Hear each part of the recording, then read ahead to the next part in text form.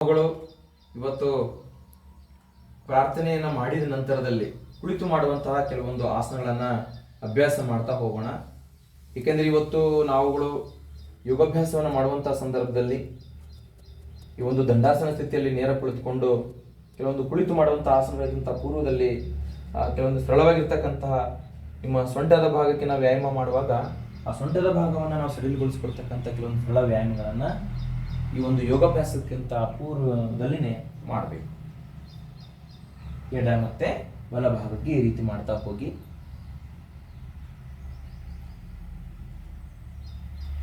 ಮತ್ತೆ ನಿಮ್ಮ ಸೊಂಟವನ್ನು ತಿರುಗಿಸಲಿಕ್ಕೆ ಎಡ ಮತ್ತೆ ಬಲ ಬದಿಗೆ ಈ ತರ ಟ್ವಿಸ್ಟ್ ಮಾಡ್ತಾ ಮುಂದೆ ಬಾಗಿ ನಮಸ್ಕರಿಸ್ತಿ ಅಥವಾ ಮಣೆ ಹತ್ತುವಂತ ಪ್ರಯತ್ನವನ್ನು ಮಾಡ್ತಾ ಹೋಗಿ.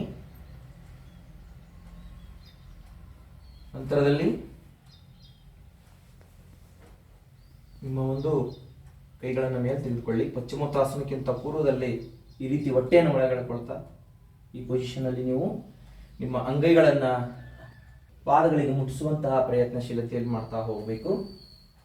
ಇನ್ನೇ ಉಸಿರು ತೆಗೆದುಕೊಳ್ತಾ ಮೇಲೆ ಉಸಿರು ಬಿಡ್ತಾ ನಿಧಾನಕ್ಕೆ ಕೆಳಗೆ ಈ ರೀತಿಯ ಮೂಮೆಂಟ್ ಮಾಡಿದ ನಂತರ ಆಸನಗಳಲ್ಲಿ ಬಹಳ ಉತ್ತಮವಾಗಿರ್ತಕ್ಕಂಥ ಆಸನ ಪಶ್ಚಿಮೋತ್ತಾನಾಸನ. ಹೊಟ್ಟೆ ನೋವನ್ನು ಕಂಟ್ರೋಲ್ ಮಾಡಲಿಕ್ಕೆ ಇದು ಈ ರೀತಿ ಹಿಡ್ಕೊಂಡು ನಿಮ್ಮ ಮೂಗನ್ನು ಮಂಡೆ ಮುಟ್ಟಿಸ್ಬೇಕು. ಮತ್ತೆ ನಿಧಾನಕ್ಕೆ ಉಸಿರು ತೆಗೆದುಕೊಳ್ತಾ ಮೇಲೆ ಬನ್ನಿ. ಉಸಿರು ಬಿಡ್ತಾ ನಿಮ್ಮ ಕೈಗಳನ್ನು ಕೆಳಬಿಟ್ಟು ಸ್ವಲ್ಪ ಈ ಭಾಗದಲ್ಲಿ ವಿರಮಿಸಿಕೊಳ್ಳಿ. ಈ ಒಂದು ಆಸನ ನಮ್ಮ ಹೊಟ್ಟೆ ಭಾಗ, ಜಠರಾಗ್ನೆ ಮತ್ತು ನಮ್ಮ ತೊಡೆ ಕೆಳ ಸ್ನಾಯುಗಳ ಸೆಳೆತದಿಂದ ಯಥೇಚ್ಛವಾಗಿ ನಮಗೆ ಎಷ್ಟು ನಾವು 1 ಕಿಲೋಮೀಟರ್ ಅಷ್ಟು ವಾಕ್ ಮಾಡಿದಂಥ ಆಯಾಸ ಕೂಡ ನಿರಂತರವಾಗಿ ಮೂಮೆಂಟ್ ಮಾಡಿ ಪಶ್ಚಿಮೋತ್ತಾಸನ ಮಾಡಿದರೆ ಅದು ನಮಗೆ ಹೆಚ್ಚು ಲಾಭ ಆಗುತ್ತೆ. ಈಗ ಮುಂದಿನ ಹಂತದಲ್ಲಿ ಯಾವನೋ ಪ್ರತಿಯೊಂದು ಆಸನವನ್ನು ಕೂಡ ಕುಳಿತುಕೊಂಡ್ರೆ ದಂಡಾಸನ ಕೂತ್ಕೊಳ್ತೇವೆ. ಸಿಟ್ಟಿಂಗ್ ಪೊಸಿಷನ್ ವಜ್ರಾಸನದಲ್ಲಿ ಹೆಚ್ಚೆಚ್ಚು ಕೂಡ್ತೇವೆ. ಅದನ್ನು ತಾವುಗಳು ಗಮನಿಸ್ತಾ ಅಭ್ಯಾಸ ಮುಂದುವರಿಸಿಕೊಂಡೋಗಿ. ಈ ನಂತರದಲ್ಲಿ ಬೆನ್ನು ಮೇಲೆ ಮಲಗಿ ಮಾಡುವಂಥ ಆಸನಗಳನ್ನೆಲ್ಲವೂ ಕೂಡ ನಾವು ಶವಾಸನದಲ್ಲಿ ಮಲಗಿ ಅಭ್ಯಾಸ ಮಾಡ್ತೇವೆ. ನಾನು ಕೆಲವೊಂದು ಆಸನಗಳ ಮಾಹಿತಿಯನ್ನು ಮಾತ್ರ ನಿಮಗೆ ಹೇಳ್ತೇನೆ. ಈ ರೀತಿ ನೀವು ಮಲ್ಕೊಂಡಾಗ ಮೊದಲನೇದಾಗಿ ಬೆನ್ನು ಮಣಿ ಸರವನ್ನು ಸ್ಟ್ರೆಚ್ ಮಾಡಲಿಕ್ಕೆ ನೇರವಾಗಿ ಸರಳ ರೇಖೆಯಲ್ಲಿ ದೇಹವನ್ನು ಉದ್ದನೆ ನಾವು ಚಾಚಿಕೊಂಡು, ಈಗ ಹಲಾಸನ ಮತ್ತು ಸರ್ವಾಂಗಾಸನವನ್ನು ಭಾಳ ಸ್ಟ್ರೆಚ್ ಆಗಿ ದೇಹವನ್ನು 90 ಡಿಗ್ರಿಯಷ್ಟು ನೇರವಾಗಿಸ್ಕೊಳ್ತಾ ನಾವು ಅಭ್ಯಾಸವನ್ನು ಮಾಡ್ತಾ ಹೋಗ್ತೇವೆ.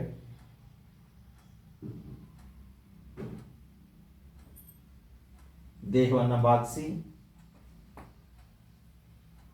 ಕೈ ಆಸರೆಯಾಗಿ ಹಿಡ್ಕೊಂಡು ಭುಜದ ಕೀಲುಗಳ ಮೇಲೆ ಹಚ್ಚಿ ದೇಹ ನೇರವಾಗಿರಲಿ.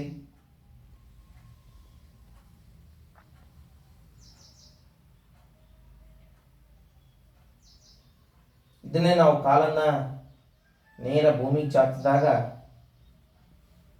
ಅಲ್ಲ ನೇಗಿಲ ರೂಪದಲ್ಲಿ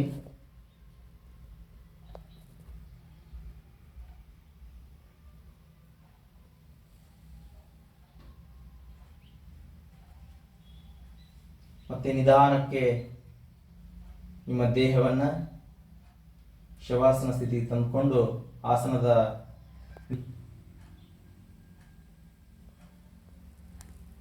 ಸುದೀರ್ಘವಾಗಿರುವಂತಹ ಉಸಿರಾಟ ಮೂಗಿನ ಹೊರಳಿಂದ ನಡೆಯುವಂತಾಗಲಿ.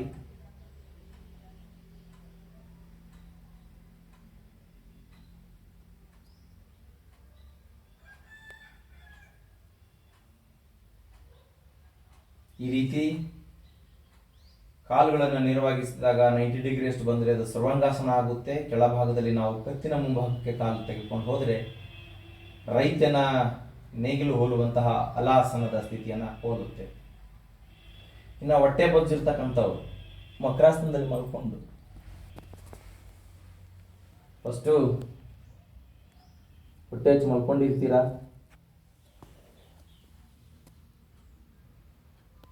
ಭುಜಂಗಾಸನದ ಕೆಲವೊಂದು ಸರಳ ವ್ಯಾಯಾಮಗಳನ್ನು ಮೊದಲು ಮಾಡಬೇಕು ಹೊಟ್ಟೆ ಬೊಜ್ಜು ಕಂಟ್ರೋಲ್ ಆಗಲಿಕ್ಕೆ.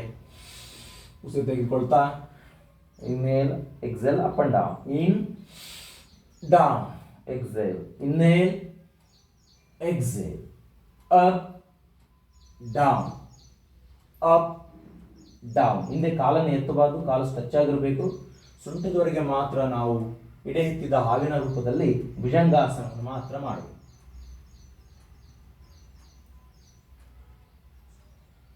ಈ ರೀತಿ ಆದ ನಂತರದಲ್ಲಿ ನಿಮ್ಮ ಎರಡು ಕೈಗಳಿಂದ ಕಾಲನ್ನು ಹಿಡಿದುಕೊಳ್ಳಿ. ಧನುರಾಸನಕ್ಕಿಂತ ಮೊದಲು ನಾವುಗಳು ಹೊಟ್ಟೆ ಒಬೆಸಿಟಿಯನ್ನು ಕಂಟ್ರೋಲ್ ಮಾಡಲಿಕ್ಕೆ ನಿಮ್ಮ ಎಡ ಮತ್ತು ಬಲಬದಿಗೆ ಹೊಟ್ಟೆ ಮೇಲೆ ಭಾರ ಬಿಟ್ಟು ಮಾಡುವಂಥ ಕೆಲವೊಂದು ಸರಳ ವ್ಯಾಯಾಮಗಳನ್ನು ಮಾಡಿದ ನಂತರ ನಾವುಗಳು ಧನುರಾಸನಕ್ಕೆ ಹೋಗ್ಬೇಕು.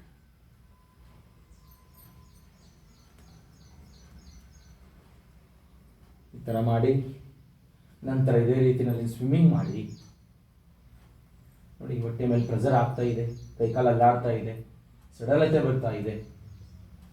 ನಂತರದಲ್ಲಿ ಮೇಲೆ ಕೆಳಗೆ ಕಳಿ.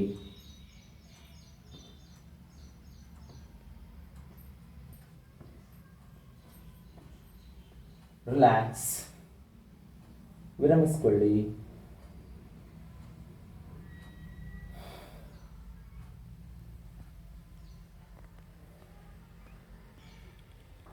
ಸ್ವಲ್ಪ ವಿಶ್ರಾಂತಿ ನಂತರ ನಿಮ್ಮ ಒಂದೊಂದೇ ಕಾಲನ್ನು ಮಡಿಚಿ ಹಿಡ್ಕೊಂಡು